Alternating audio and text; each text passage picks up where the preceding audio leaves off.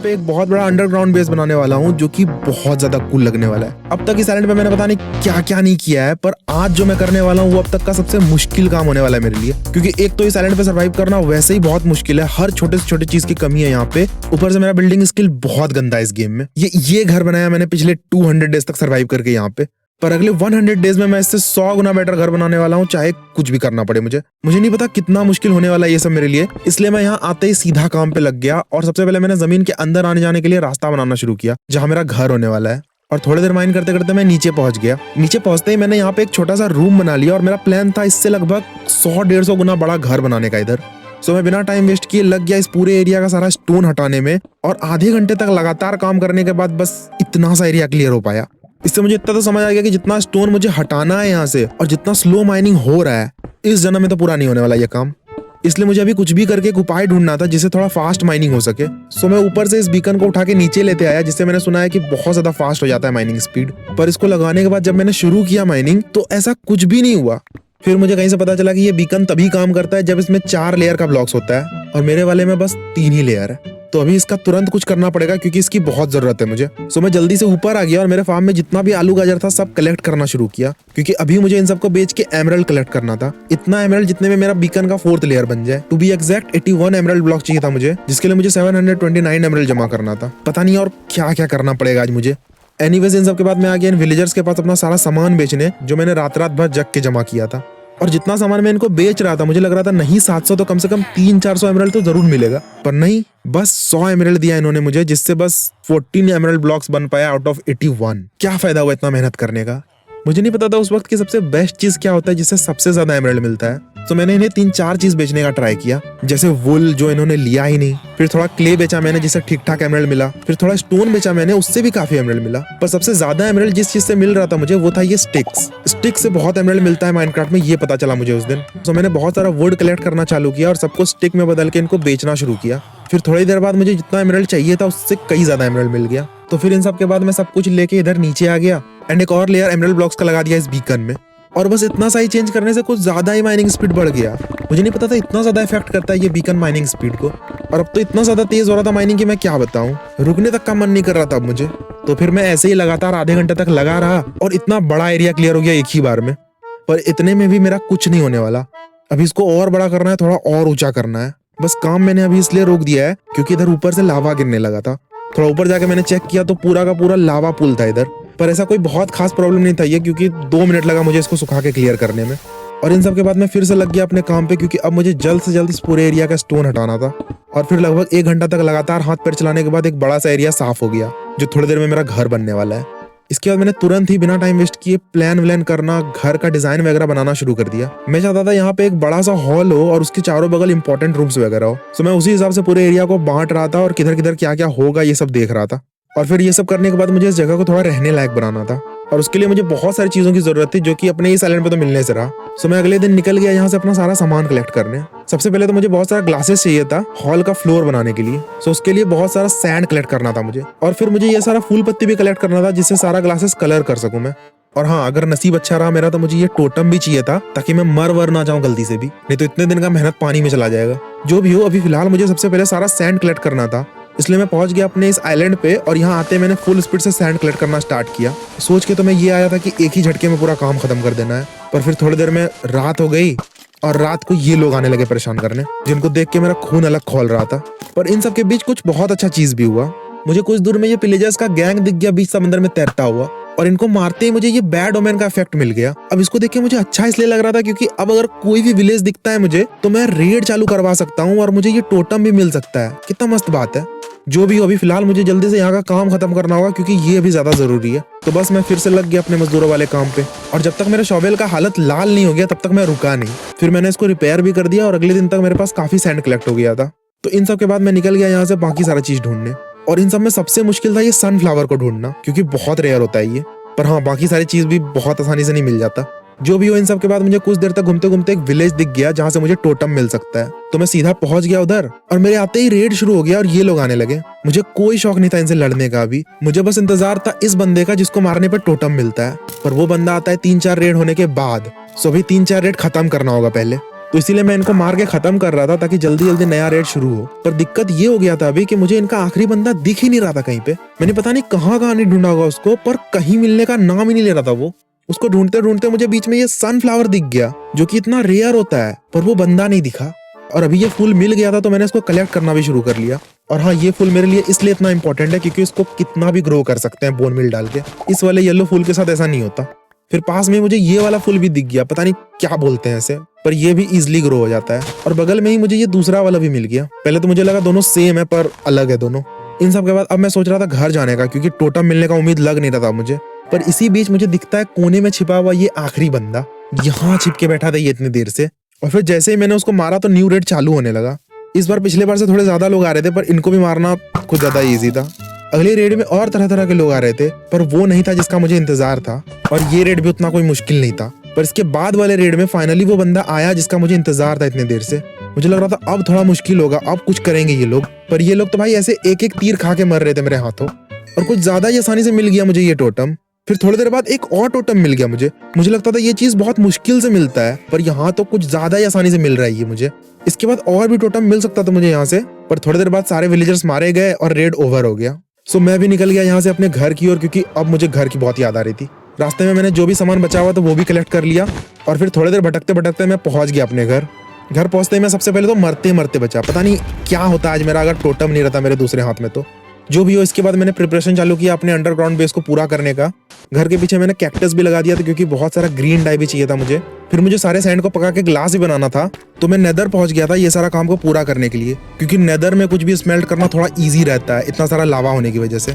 सो बस मैंने इसके बाद सारे सैंड को पका के ग्लास बना लिया और फिर सारे ग्लास को घर लाके कलर भी कर दिया। और फिर ये सारा कुछ कर लेने के बाद मैं सब कुछ लेके पहुंच गया नीचे अपने इस हॉल में, जिसको पूरी तरह से बदलना था मुझे। अभी के लिए मेरा प्लान था इस पूरे हॉल के फ्लोर को ग्लास का बनाने का, और मुझे उम्मीद था कि वो अच्छा लग सकता है। सो उसके लिए मैंने पहले तो 2 पार्ट्स में बांट दिया पूरे हॉल को, और फिर मैंने एक बड़ा सा गड्ढा करना चालू किया यहाँ पे, जो करने में मेरा पहले तो बहुत हालत खराब हो रहा था क्योंकि बहुत बोरिंग काम था ये, कुछ ज्यादा ही टाइम लग रहा था इसमें। पर फाइनली हो गया क्लियर थोड़े मेहनत के बाद। और अगर तुम सोच रहे हो कि इतना बड़ा गड्ढा मैंने क्यों किया है, तो मैं बता दूं कि इसमें 6-7 लेयर का ग्लास लगेगा अभी। और हाँ, यहाँ ग्लास लगाने से पहले मुझे ये सारे ब्लैक वाले स्टोन को हटाना भी था, कुछ ऐसा बनाना था इसको। और इन सब के बाद मैंने इसके अंदर ग्लास फिल करना चालू किया, जो कि सबसे इंपॉर्टेंट काम था। सबसे पहले मैंने ये पर्पल ग्लास लगाया इधर, और फिर उसके ऊपर पिंक ग्लास का एक लेयर लगाया, और फिर उसके ऊपर पर्पल ग्लास, और ऐसे करते करते 7 लेयर तक ग्लास भर दिया मैंने यहाँ पे। एंड आई थिंक ये सही लग रहा है, एटलीस्ट मुझे तो अच्छा लग रहा है। बस एक चीज जो अच्छा नहीं लग रहा है वो है ये बीच में पड़ा हुआ सर्कल, पता नहीं क्यों बनाया था मैंने इसको यहाँ पे। जो भी हो, इसको उड़ा दिया मैंने यहाँ से तुरंत ही। और फिर इन सब के बाद मैं बाकी सारी चीजों पे ध्यान देने लगा, जैसे कि कौन सा ब्लॉक इस फ्लोर के साथ अच्छा लगेगा या खराब लगेगा या बहुत खराब लगेगा। बहुत कुछ ट्राई कर रहा था मैं यहाँ पे, पर समझ में मेरे कुछ नहीं आ रहा था फिलहाल। सो मैंने सोचा इसको लास्ट में करेंगे। अब फिलहाल अभी मुझे दूसरे साइड का फ्लोर पूरा करना था जो कि खाली पड़ा हुआ था। सो मैंने इधर भी गड्ढा करना चालू किया पिछले बार की तरह, और इस साइड में सोच रहा था ग्रीन कलर का ग्लास लगाने का। मुझे नहीं पता कैसा लगेगा 2 अलग अलग कलर एक ही जगह पे, बहुत खराब नहीं लगेगा ये मुझे पता है। बस जो भी हो वो सब तो बात की बात है। अभी के लिए मुझे ये काम करना बहुत इरिटेटिंग लग रहा था, क्योंकि ये डीप स्लेट बाकी ब्लॉक्स के मुकाबले बहुत स्लो माइनिंग होता है। पर फिर भी किसी तरह करके मैंने खुद को थोड़ा मोटिवेट किया, और फाइनली थोड़ी देर तक मेहनत करने के बाद ये काम भी पूरा हो गया। इसके बाद मैंने यहाँ पे ग्लास लगाना चालू किया। पहले लेयर के लिए मैंने ग्रीन ग्लास लगाया, फिर उसके ऊपर येलो ग्लास लगाया, फिर उसके ऊपर ग्रीन ग्लास लगाया, और ऐसे करते करते 7 लेयर तक यहाँ पर भी मैंने ग्लास लगा दिया। शुरू में मुझे नहीं पता था कैसा लगेगा ये सब, पर अब मुझे ये काफी कूल लग रहा है। पर जो भी हो, अभी इतने में खुश नहीं हो सकते, पूरा घर कंप्लीट करना है, सारा इंपॉर्टेंट रूम्स बनाना है अभी। सो अब थोड़ा और जल्दी जल्दी हाथ चलाना होगा, समय बहुत कम है। तो फिर मैंने पहले तो जो भी ग्लास बचा हुआ था फ्लोर बनाने के बाद, सारे ग्लास को इधर ये विंडो जैसे दिखने वाले चीज में लगा दिया, और ये भी काफी सही लग रहा था। और फिर मैंने शुरू किया सारा रूम्स बनाने का काम। मेनली 4 इंपॉर्टेंट रूम्स बनाना था मुझे, जहाँ सारा काम हो जाए। सबसे पहले मैंने काम शुरू किया स्टोर रूम से, क्योंकि स्टोरेज की बहुत कमी हो रही थी अभी। इधर बाहर में चेस्ट लगा के रखना पड़ रहा था मुझे सब कुछ। सो स्टोर रूम बनाना भी सबसे ज्यादा जरूरी था। और अंदर का रूम बनाने से पहले मैं बाहर का डोर बनाने का ट्राई कर रहा था। मुझे लग रहा था बहुत इजी होगा ये डोर वोर बनाना, पर बहुत ही वाहियात डिजाइन बन रहा था मेरे से। फिर मैंने और भी अलग अलग डिजाइन ट्राई किया काफी देर तक, पर सब फालतू लग रहा था। सो मैंने इसको भी छोड़ दिया लास्ट में करने के लिए। और अभी मैंने रूम के इंटीरियर बनाने पे काम चालू किया। इस वक्त मेरे मन में प्लानिंग चल रहा था बहुत खतरनाक घर बनाने का। आता कुछ भी नहीं था मुझे, फिर भी मैं चाहता था जो भी देखे मेरा घर एक बार दिमाग खराब हो जाए उसका बस। इसलिए मैं एकदम छोटे से छोटे डिटेल पे काम कर रहा था। जैसे मुझे पता चला कहीं से कि अगर तुम्हारा रूम ऊंचा है ज्यादा तो बहुत गंदा लगने वाला है वो। सो मैंने स्टेयर्स लगा के इधर एक 2nd फ्लोर जैसा कुछ बना दिया, बालकनी भी बोल सकते हो इसको, और इसकी वजह से ऊंचा नहीं लग रहा मेरा रूम ज्यादा। इसके बाद मैंने बाकी छोटे छोटे चीजों पे काम करना चालू किया जो इस घर को घर जैसा बनाएगा। जैसे पिलर्स वगैरह बनाना, चेस्ट वगैरह लगाना, वॉल्स को कलर करना, यही सब। ऑल्सो मैंने लास्ट में यहाँ पे एक सिंपल सा फ्लोर बना दिया जो कि ठीक लग रहा था। पर हाँ, अभी भी ये रूम पूरी तरह से कंप्लीट नहीं हुआ है। इंटीरियर डेकोरेशन जो सबसे ज्यादा इंपॉर्टेंट है वो अभी बाकी है, बट सामान स्टोर करने के लिए काफी है ये अभी। सो इस रूम के बाद मैंने दूसरे रूम पे काम चालू कर दिया। इस रूम को मुझे एक किचन में बदलना था जहाँ सारा सामान पकाने के लिए एक ऑटोमेटिक फर्नेस भी हो। सो मैंने यहाँ भी पिछले रूम की तरह एक सेकंड फ्लोर बना दिया ताकि ऊंचा ना लगे रूम, और फिर सारा पिलर्स वगैरह भी बना दिया। और ये वाला रूम थोड़ा ज्यादा इंपॉर्टेंट होगा क्योंकि बहुत कुछ स्मेल्ट करना होता है मुझे और बहुत टाइम जाता है उसमें। सो मेरा प्लान था एक ऑटोमेटिक स्मेल्टर बनाने का यहाँ पे, पर उसके अलावा मुझे इंटीरियर डेकोरेशन के लिए सामान भी इकट्ठा करना था। सो मैं ऊपर आ गया था कुछ देर के लिए और यहाँ मैं ये हनी का फार्मिंग कर रहा था ताकि ये बॉक्सेस और कैंडल्स वगैरह बना सकूं जो कि डेकोरेशन में बहुत काम आता है। फिर थोड़ा केक वगैरह और बाकी डेकोरेशन का ब्लॉक्स भी रख लिया मैंने एक डब्बे में। और इसके बाद मैं पहुंच गया नीचे आगे का काम पूरा करने, जो कि था इंटीरियर डेकोरेशन, मतलब सारे रूम को सजाना था मुझे। ऑनेस्टली मुझे कोई आइडिया नहीं था कि क्या क्या करना होता है इंटीरियर डेकोरेशन में। मैं बस कोशिश कर रहा था कि जो जो खाली स्थान है वहाँ कुछ कुछ रख दिया जाए बस। सो मैं बस वही कर रहा था, कहीं केक रख दिया, कहीं पानी रख दिया, खाली वॉल पे चेस्ट वगैरह रख दिया, एंड थोड़ा पेंटिंग्स वगैरह भी लगा दिया, और बस थोड़े बहुत और चीजों से और बैरल्स से भर दिया पूरा रूम मैंने। और बस इतना सही करने के बाद काफी सही लगने लगा ये रूम। आई कांट बिलीव कि कुछ देर पहले ये रूम ऐसा लग रहा था। जो भी हो, अब मुझे थोड़ा अच्छा लग रहा था। सो इसी खुशी में मैं अगले रूम को भी जल्दी से पूरा करने में लग गया। अब जैसा कि मैंने बताया था, मुझे सबसे इंपॉर्टेंट इस रूम में एक ऑटोमेटिक स्मेल्टर बनाना था। तो उसी के लिए मैं डिजाइन सोच रहा था यहाँ पे, और डिजाइन ऐसा होना चाहिए कि एक तो रूम में परफेक्टली फिट हो जाए और काम भी करे सही से और सब कुछ दिखे भी सही से। काफी देर तक माथापच्ची करने के बाद मैंने शुरू किया बनाना ये ऑटोमेटिक स्मेल्टर। जो चीज की जरूरत होती है मैं सब कुछ सही जगह पे लगा रहा था, जैसे रेल्स वगैरह, सामान और फ्यूल ट्रांसपोर्ट करने के लिए। फॉर एग्जांपल ये वाला माइनकार्ट जो चल रहा है ये फ्यूल लेके जाएगा सारा फर्नेस में डालने के लिए। इसके बाद मैंने एक और ट्रैक बिछाया रेल का जिसपे स्मेल्ट होने वाला सारा सामान ट्रांसपोर्ट होगा, कुछ इस प्रकार से। अब अगर तुम्हें दिख रहा है तो दोनों माइनकार्ट पीछे एक साथ चल रहे हैं, पर अब एक और माइनकार्ट चलाना था मुझे जो सारा पका हुआ सामान कलेक्ट करके एक डब्बे में रखेगा। सो उसके लिए मैंने पहले तो इधर थोड़े डब्बे रख दिए जहाँ सारा सामान कलेक्ट होगा, और उसके पीछे थोड़ा तामझाम कर दिया रेल्स का जिसके थ्रू सारा पका हुआ सामान घुसेगा इस डब्बे में। ज्यादा सोचने की जरूरत नहीं है, मैं सीधा दिखाता हूँ ये एक्चुअल में काम करेगा कैसे। तो सबसे पहले मुझे इन सारे डब्बों में फ्यूल डालना है, फिर इन सारे डब्बों में वो सारा सामान डालना है जिसको स्मेल्ट करना है, और फिर सारा सामान इन सारे फर्नेस में अपने आप पहुंच जाएगा और फिर पकना शुरू हो जाएगा। और फिर जो सारा कुछ स्मेल्ट हो गया है वो इन डब्बों में आके कलेक्ट होगा। सिंपल नहीं, इतना भी सिंपल नहीं था ये। जो भी हो, ये सब हो जाने के बाद मैंने इस रूम को पूरा करना शुरू किया। डेकोरेशन के लिए मैंने यहाँ भी काफी सारी चीजें लगा दी, जैसे स्मोकर, फर्नेस और स्टोरेज वगैरह, जो कि बहुत सही लग रहा था। इसके बाद मैंने तीसरे और चौथे रूम पे काम चालू कर दिया, जो कि था लाइब्रेरी, जहाँ इंचेंटिंग वगैरह होगा, और पोशन वगैरह बनाने के लिए अलग रूम।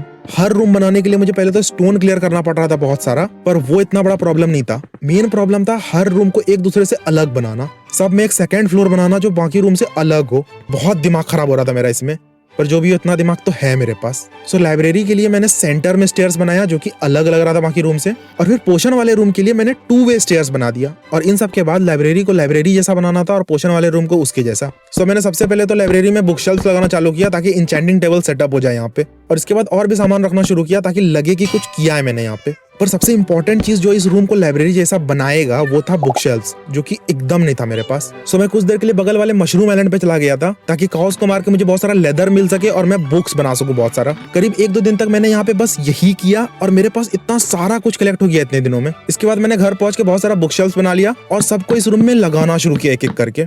और बस इतना कुछ करने के बाद ही लग रहा था कि हाँ कोई लाइब्रेरी है ये। फिर मैंने बाकी सारा चीज जो बचा हुआ था उसको करके पूरा कर दिया ये रूम।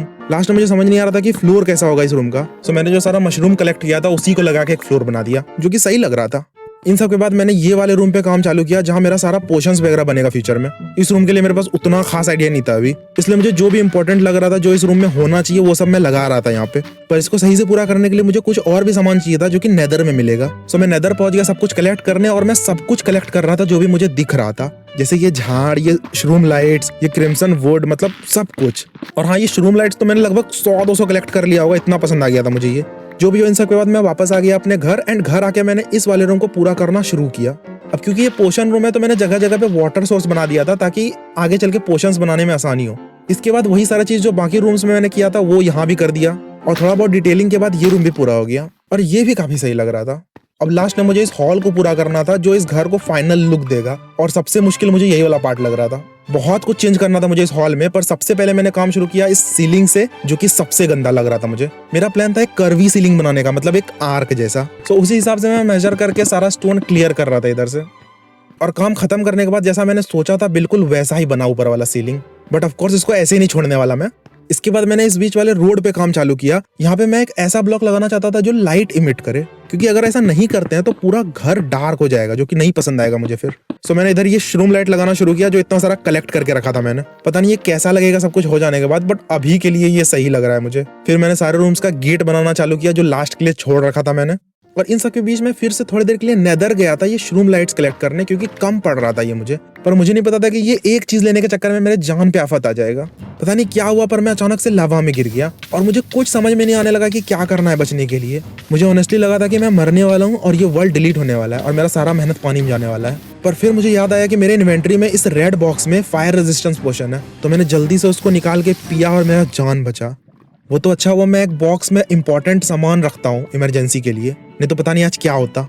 जो भी हो, ये सब होने के बाद मैं सीधा अपने घर वापस आया। घर आने के बाद मैंने और तेजी से काम शुरू किया, क्योंकि अब समय भी नहीं बचा जाता। तो फिर मैंने सबसे पहले ऊपर के सीलिंग पे काम चालू किया, इसके बाद पूरे घर का वॉल बनाना शुरू किया और फिर पूरे घर को थोड़ा बहुत डेकोरेट भी कर दिया। फिर मैंने यहाँ पे एक बड़ा सा नेदर पोर्टल बना दिया और अब लास्ट में बस एक ही काम बचा था, जो कि था इन स्टेयर्स को थोड़ा ढंग का दिखने लायक बनाना। तो फिर इस पे भी मैंने थोड़ा बहुत दिमाग और समय लगाया और सब कुछ पूरा कर लेने के बाद मेरा घर हो गया finally complete. And I think ये काफी कूल लग रहा है। शुरू में ये ऐसा लग रहा था, अगर तुम्हें याद नहीं है तो। एनीवेज, अब लास्ट में तुम्हें एक बार अच्छे से पूरा घर दिखा देता हूँ। सो ये है मेरा घर, जो बाहर से देखने में कुछ ऐसा लगता है। लेकिन अब मैं थोड़ा अंदर जाऊँ तो नीचे जाने के लिए एक सीढ़ी है, जिसके लेफ्ट और राइट में ओशन है। और फिर थोड़ा और नीचे आओ तो ये है मेरा घर, जो कि बड़ी मेहनत से बना है। फिर लेफ्ट साइड आ जाओ तो इधर है अपना स्टोर रूम, जहाँ काफी स्टोरेज है सामान रखने के लिए, और इधर ऊपर भी काफी स्टोरेज है सामान रखने के लिए। और इसके बाद इस रूम के जस्ट बगल में ये छोटा सा एरिया है, जहाँ थोड़ा बहुत कुकिंग और क्राफ्टिंग कर सकते हो। और इसके बगल में एक बड़ा सा डेडिकेटेड कुकिंग एरिया है, जहाँ एक बड़ा सा ऑटोमेटिक स्मेल्टर है कुकिंग के लिए। बाकी सारी चीज़ भी है यहाँ पे, और ऊपर भी काफ़ी जगह है एक्सपेंड करने के लिए। इसके बाद इधर सामने है हमारा ये पोशन रूम, जहाँ पोशन वगैरह बना सकते हो। और क्या, इधर थोड़ा पोशन वगैरह बना के भी रख लिया है मैंने। एनीवेज, इसके बगल में एक छोटा सा वर्क स्टेशन एरिया है, जहाँ कुछ कुछ कर सकते हो तुम। मुझे भी नहीं पता मुझे क्या करना है यहाँ पे। पर इसके बगल में हमारा ये लाइब्रेरी, जहाँ आके तुम पढ़ने लिखने के अलावा सब कुछ कर सकते हो। और हाँ, इधर ऊपर मैंने फिलहाल के लिए कुछ भी नहीं रखा है। और अब लास्ट में यहाँ पे एक बड़ा सा पोर्टल है हमारा। तो बस यही है मेरा घर, जहाँ मैं हमेशा के लिए रहने वाला हूँ। तुम कमेंट में बताओ कि तुम्हें कैसा लगा। फिलहाल मैं जा रहा हूँ ग्रैनी खेलने।